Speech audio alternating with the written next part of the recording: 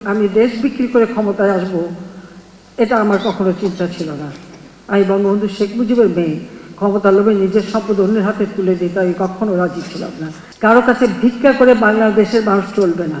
আমরা সাক্ষরতার হার বাড়াবার জন্য বিভিন্ন পদক্ষেপ নিই। প্রতিটি জেলা যেন নিরক্ষরতা মুক্ত হয়। মোবাইল ফোন উন্মুক্ত করে দিই সকলের হাতে হাতে। ব্যাপকভাবে বেসরকারি খাতকে আমরা আরও উন্মুক্ত করি। আজকে ব্যাংক, বিমা, আমাদের টেলিভিশন, রেডিও, সেই সাথে সাথে আবার এয়ারলাইন্সগুলি, বিমান, হেলিকপ্টার সার্ভিস থেকে শুরু করে বাংলাদেশের বিভিন্ন খাতে আমরা বেসরকারি খাতকে আরও সুযোগ সৃষ্টি করে দিই এবং উদ্যোক্তা হিসেবে আমাদের তরুণ সমাজ যাতে গড়ে ওঠে। আমরা কারিগরি শিক্ষা, ভোকেশনাল ট্রেনিংয়ের উপর বেশি জোর দিই। শুধু গতানুগতিক শিক্ষা না, এই সাথে সাথে কর্মযোগ্য শিক্ষা যাতে হয় সেই পদক্ষেপই আমরা নিয়েছিলাম।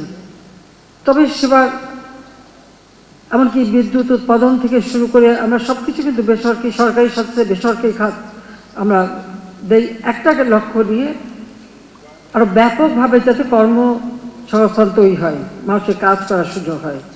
খালি উৎপাদন করলেই হবে না, উৎপাদনের সাথে সাথে উৎপাদিত পণ্য বাজারজাত করার যে সুযোগ, সেই সুযোগটাও যাতে সৃষ্টি হয় সেটাও আমরা পদক্ষেপ নিয়েছিলাম। আমাদের সংবিধানে 13 অনুচ্ছেদে অর্থনৈতিক যে নীতিমালা ঘোষণা করা আছে, সেখানে সরকারি খাত, সমবায় খাত এবং বেসরকারি খাত, 3টি খাতকেই কিন্তু সমানভাবে গুরুত্ব দেওয়া আছে। আর সেটা অনুসরণ করি আমরা আমাদের কর্মপরিকল্পনা নিই এবং পদক্ষেপ নিই।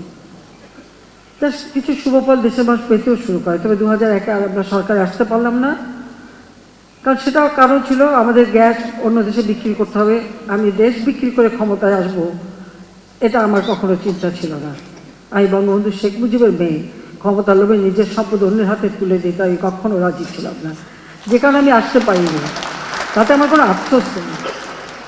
যাও, এরপর 8 বছর পরে আবার সরকারে আসি, যেখানে দেশে খাদ্যের স্বয়ংসম্পূর্ণ করে রেখে গিয়েছিলাম, যেখানে মানুষের কর্মসংস্থান সৃষ্টি করেছিলাম, চিকিৎসা সেবা মানুষের দোরগোড়ায় পৌঁছে দেওয়ার জন্য কমিউনিটি ক্লিনিক করে দিয়েছিলাম, সেখানেও অনেকের কর্মসংস্থান হতো।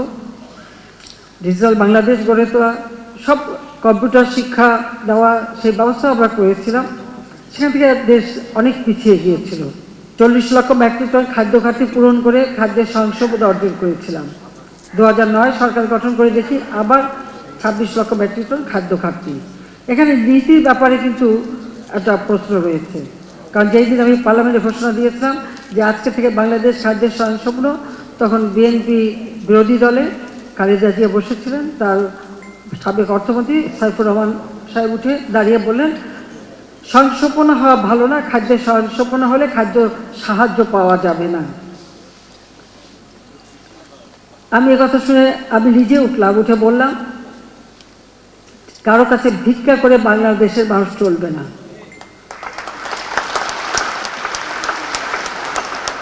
জাতির পিতা বঙ্গবন্ধু শেখ মুজিব বলেছেন, ভিক্ষুক জাতির কোনো ইজ্জত থাকে না, আমরা সম্মান নিয়ে চলতে চাই।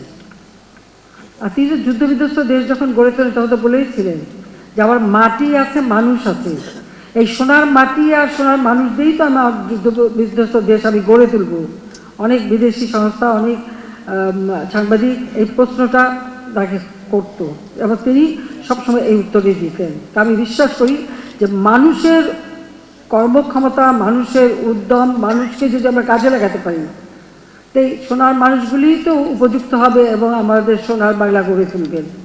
এবং আজকে আমরা কিন্তু অনেক দূর এগিয়ে গেছি, অন্তত এই 15 বছরে বাংলাদেশ অনেক এগিয়ে গেছে।